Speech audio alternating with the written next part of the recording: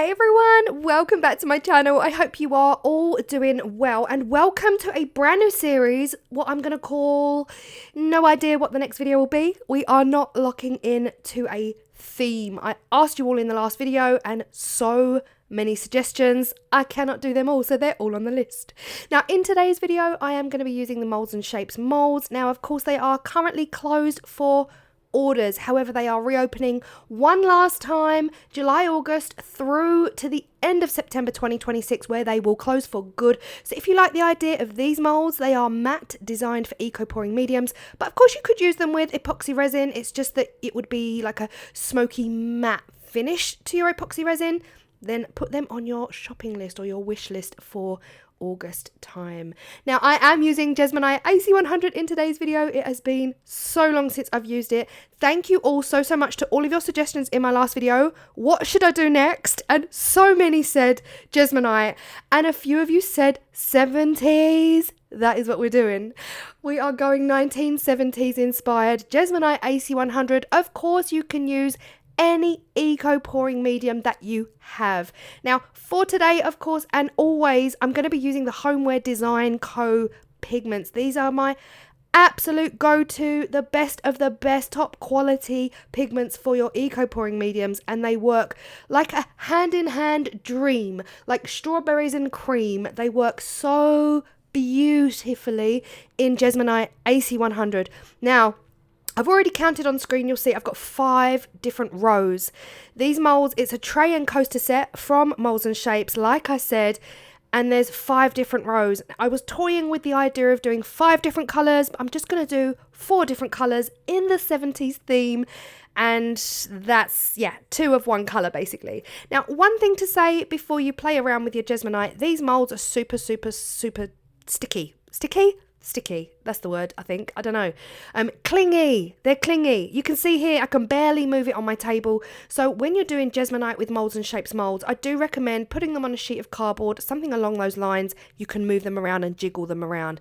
Now this is my little setup. I've got decanted some powder and I've decanted some liquid into smaller pots because honestly, I am not associated with JESMONITE AC100 or JESMONITE as a brand. I'm not sponsored by them. I buy my own and I've bought them in a huge, unmanageable kit. So I just have to decant some. Now the ratio for JESMONITE AC100 is 1 to 2.5. So first up, I've got no idea what these molds are going to take. I'm doing individual colours for each and every row. Thus, I'm doing one colour at a time. I'm not making one massive batch and splitting it out into 4 colours. You can, of course, do that, but honestly, that's just too stressful for me because obviously you don't have a long work time with JESMONITE AC100. So I'm doing one colour at a time. And first up, I poured 39 grams of the JESMONITE AC100 liquid. Now, you just have to calculate that, and 39 times 2.5 gives you your powder content. Now again, I'm only doing it this way because it's A, I've got the time, I had all day, and B, it's just more chill. It's more chill. JESMONITE AC100 has got a short window. You're looking at maybe 7 minutes, 8 minutes max before it gets so thick and gloopy you just simply cannot continue. So into the cup I have mixed in some of the powder and then I'm just mixing in the rest until we get up to our desired number, which I believe was 97. Yes, it was 97. So then we just mix. Now the downside to this is I like to sieve my JESMONITE AC100 powder. It does get clumpy. Compared to other eco pouring mediums that I've used, like the guys, this is where my brain goes blank, like the J Diction, the Apex, they've all got their own eco pouring mediums, and they're all quite watery in comparison to JESMONITE, right? And no clumps, whereas JESMONITE is such a thicker, super thick medium that you can get big clumps in there. And because I'm making such a tiny amount, I'm not sieving it, so we get clumps, but you know what, they don't take away from the end result, so it's all good. Into this I'm adding some of the Vivid Orange from Homeware Design Co. Now I'm not adding too much. I don't want this to be like pumpkin Halloween orange, although I must admit, hindsight is a wonderful thing, and I actually think that would have worked better.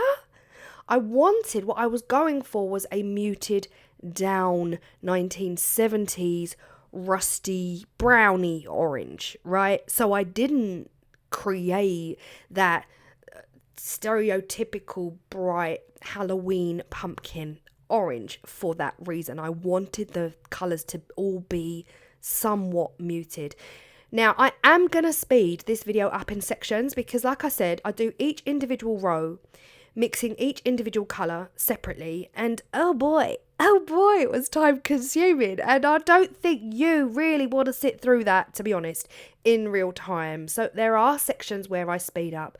But just to show you here, I had no idea how much JESMONITE to make the first time around. And this one pot is going to teach us what we need for the next row, right? We either need less because we're doing the row inside. We need half of that because we're not doing another double colour. This is the only colour I'm using that's going to be doubled, and that's the orange, the muted orange.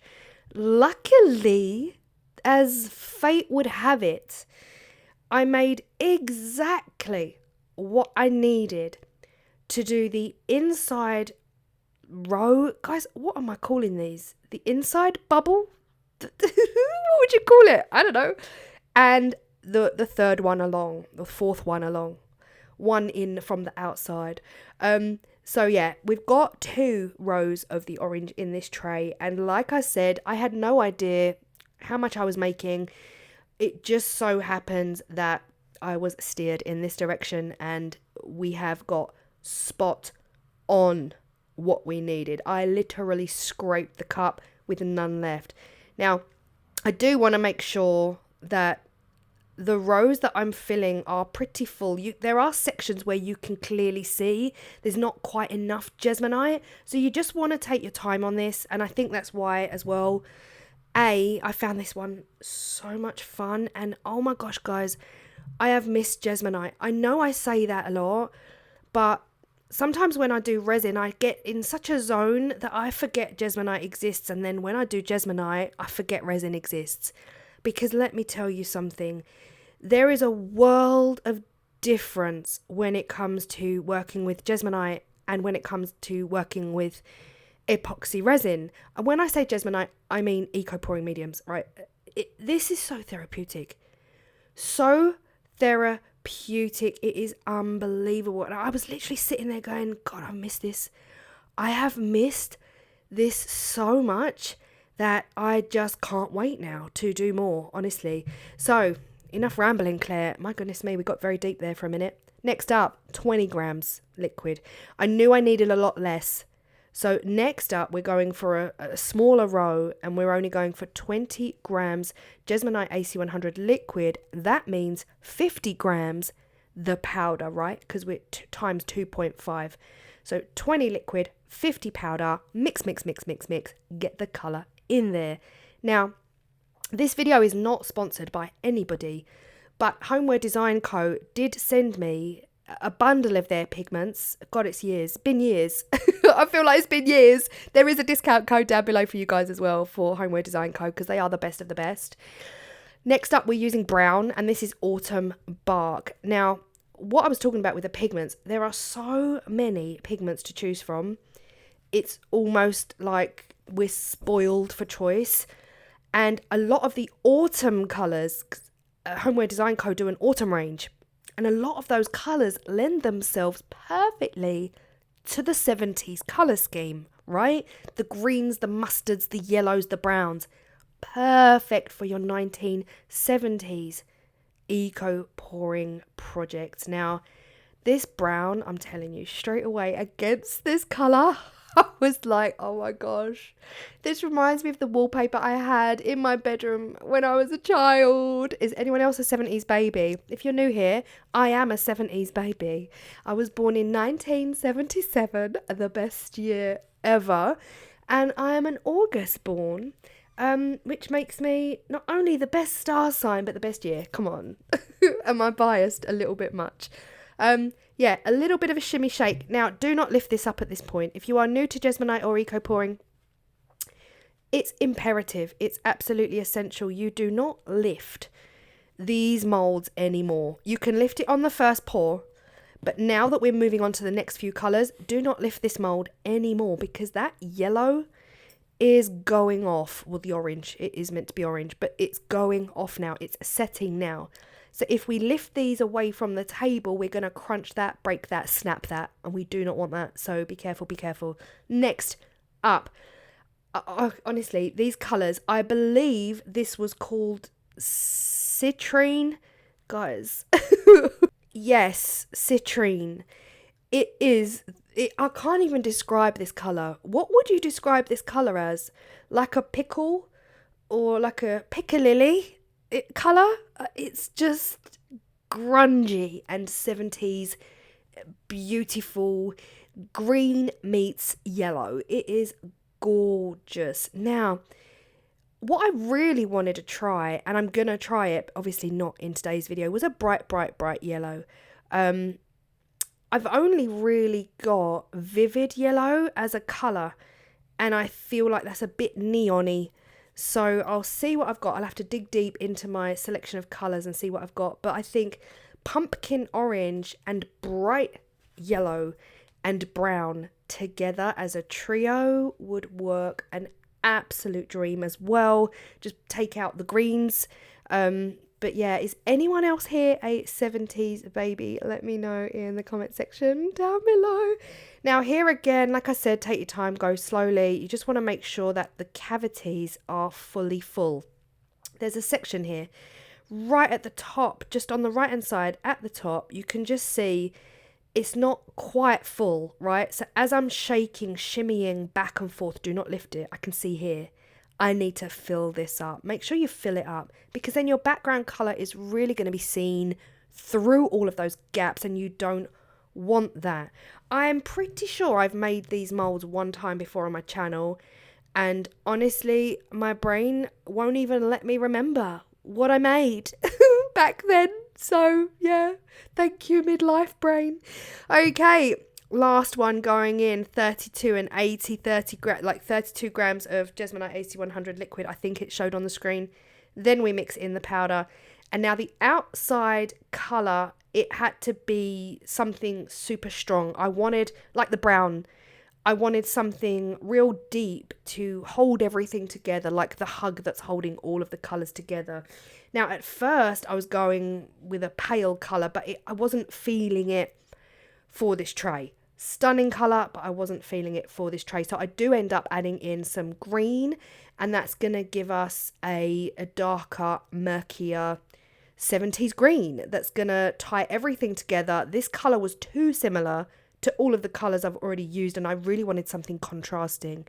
So I added in a ton of the holly green. I say a ton, like 3-4 big drops, like not tons and tons and tons. This pigment is so pigmented, so go easy. You don't need that much. And yeah, I knew that was it. The dark green is what's going to pull these all together and tie them off. Look at these colours. They're so gorgeous. But anyway, let me know in the comment section, because when I look at my data, when I look at my YouTube audience, the majority of my YouTube audience, well, firstly, I've got like 50% are watching me in the USA. They're USA friends. Hello and welcome. Hi. And then like 15% is from the UK. So I have a very small UK audience. It's quite unbelievable. And my ages of my audience, the biggest majority of ages for my audience are around 45 plus. The biggest. Sorry guys, George has just heard someone walking 3 roads down, and they're not allowed to do that, so he's gone off barking. But yeah, so let me know in the comment section if you are a 70s baby, what era do you relate to the most? Even though I was a 70s baby, of course I don't remember the 70s, right? I remember 80s music and early 90s music, but the 80s is what I relate to the most. And if I'm in my craft room crafting, I will listen to hot 80s over and repeat on repeat all day. Okay, next up, we're putting some citrine and some vivid yellow into this final. This is the background. This is gonna be what we are filling the trays up with after that dark green has gone around the outside edge. And I didn't make enough. You can probably all already see that. I put the black lid over one of them because I knew I was going to make a lot of mess. There was a lot of sifting. This time around, because I'm making quite a lot, I was able to sift the powder. So it was really easy. Again, I prefer sifting the powder. I just couldn't sift it first time around because it was teeny tiny little pots. I might actually get a little tea strainer. Did anyone else's family? Did you? My grandmother used to have tea leaves. So she used to make her tea with real tea leaves. And she had a tea strainer. So maybe I'll get that for like the little JESMONITE straining. Anyway, you can clearly see here I didn't make enough for the tray. Equally, I made too much, poured too much. So again, off camera, I quickly got the bowl, poured some more liquid, poured some more powder, and I'm going to mix that up and just make enough then for the second 2 coasters. Now, this is always tricky because, you know, matching JESMONITE colours is not an easy feat. So I knew that I wouldn't necessarily get an identical match to the tray, and that's absolutely fine. No one's going to be using the backs of the tray. So yeah, I just wanted to make enough for the last 2 coasters. And of course, as always, I made too much because why wouldn't I? Now at this point, I can see that I have put way too much in the tray, and now I'm putting way too much in these coasters as well. So I do end up scraping some off, and I do turn those into terrazzo chips. So do not worry when you see this coming. It is messy, but it is essential because they're just overflowing. It's too much. You don't need to do that. So I thought I'd start scraping some out, and then I thought, no, there's just too much. So you can't really see it here, but I've laid some plastic down underneath. I'm going to quickly swipe all of that off onto the plastic sheet and then transfer it and spread it out for some terrazzo chips. So again, it looks a lot messier than it actually was, but it was needed. I still had some left in the bowl, and instead of making terrazzo chips, I decided to put them in a coaster. So again, another Molds and Shapes mold. And yeah, we are done. Now I just need to walk away and come back. 30 minutes. You can demold after 30 minutes. I think I left it about 40, 45. And then, yeah, I was hoping for the best, and I was hoping that they would scream 1970s. So we've got one simple yellow coaster, and then, oh my gosh, guys, when I lifted these off, I was like, yes, please. Groovy, baby. I can picture the wallpaper now. I can picture these lines going, painted lines going all the way around the living room, and then up and then down and then round. And oh my goodness me. For me, they absolutely scream 70s. But I still feel like the orange could have been brighter. You know, I could have got in with a yellow, but also that orange really could have been pumpkin orange, and it would have worked. So whilst I was looking for muted, it still works. If you are in the UK and you grew up around the 70s, there was a TV show on, I think it was either first thing in the morning or Saturday mornings or after school, and I'm pretty sure it was called Rainbow. Don't get me wrong. It had Zippy and Bungle, that's all I remember. It had different shaped windows, and it had Zippy and Bungle. If anyone remembers Zippy and Bungle and Rainbow, these, I don't know what it is about. Well, I do, obviously, those 70s. But it's bringing those memories back. It's reminding me of Rainbow. I should probably Google that before I say it out loud, because I actually don't know if it was called Rainbow. But there's a theme tune, and I remember the puppets. I just loved it as a kid. And I do remember I would have been probably 2, 3 or 4. And I don't personally remember. I've seen photographs. We went to this huge, probably would have been in a park in central London somewhere. And the cast were there. The TV show were there. And I've got a photo somewhere of me and Zippy. I'm pretty sure I have. Or I've just made that up. I'm pretty sure I have. But anyway, these pieces absolutely remind me of rainbow. Now, I didn't want you to think I'd forgotten all about the terrazzo chips. I mean, if you've been with me a while, you'll know how they're made. If you're brand new here and you've never seen JESMONITE AC100, this is just JESMONITE AC100 spread out thinly, paper thin, on a large silicone mat. And then after 30, 40, 50 minutes, I would leave it about 40, 50 if I'm honest, then you kind of like peel it off and crunch it up until you've got all of your terrazzo chips. Then you just store these in a container until you are ready to use them in JESMONITE AC100. So again, the best thing about JESMONITE AC100 is the lack of waste. Like there's just minimal waste. Here they are. I'm putting them to dry overnight, fully dry overnight on my cake drying rack that I do not use for cake. And it's 24 hours later and it's time to seal. Now for me, the best sealer is the acrylic sealer direct from JESMONITE. And it's 2 coats is recommended, 2 or 3. First coat being diluted with water. So 20% water, 80% JESMONITE AC100 in a bottle, mix it up. That's the first coat, is to be diluted with water. Now, these are directions direct from JESMONITE. So that's all I've ever done. That's all I've ever known. You can, of course, get different sealers from different places. I'm not associated with JESMONITE AC100 or JESMONITE as a brand. You can get sealers from Elichem. You can get sealers, I believe, from J Diction. Apex do, I believe, their own sealer, but don't quote me on it.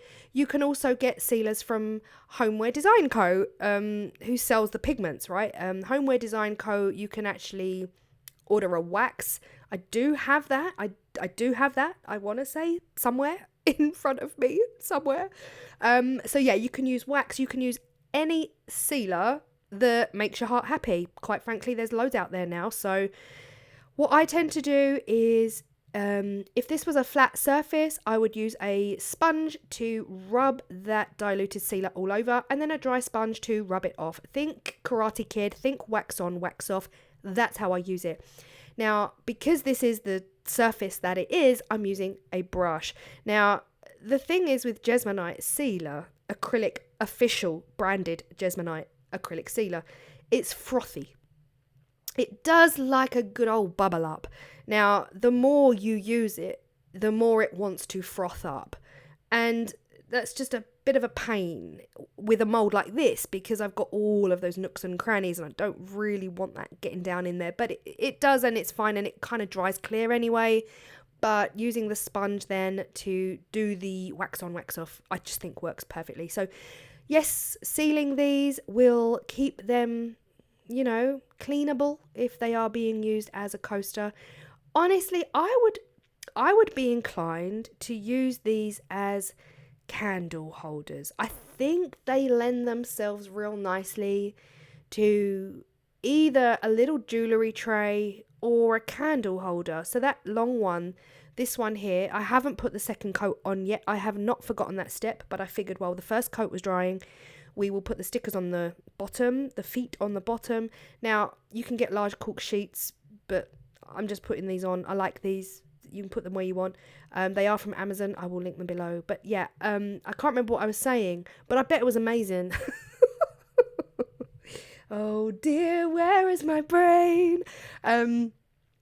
Yes, so the second coat, once the first coat is dried, the first coat takes around 1 to 2 minutes. Honestly, the instructions online have always been a little bit sketchy. When I first started in JESMONITE, it said wait until that first layer is tacky to the touch and put your second layer on. I've never felt that. I've never ever felt that first layer being tacky to the touch. So I always just say, well, give it a minute and then put your second coat on. Now, your second coat is fully 100% neat sealer. You don't need to dilute that second coat at all. So we're going straight from the bottle onto the piece, exactly the same way. Again, you can see this is frothing up like crazy. And that is probably because I'm using a bristle brush and it's just loving it. It's like a shampoo bath. But again, just making sure that I've got all of that sealer into all of those nooks and crannies before using my dry sponge to dry it off, rub it off. I feel like this video has been about 3 hours long. Anyone else feel that? I do this to each and every one. So the 2 coasters and the tray get a layer of that neat JESMONITE sealer, and then they get a really, really good buffing with the dry sponge as well. George, I know you want cuddles and I love you. Do you want to say hello to everybody? Sorry guys, George has just crawled up on my lap. Okay, in a second. Okay, in a second. Sorry guys, hold on. Okay. Oh.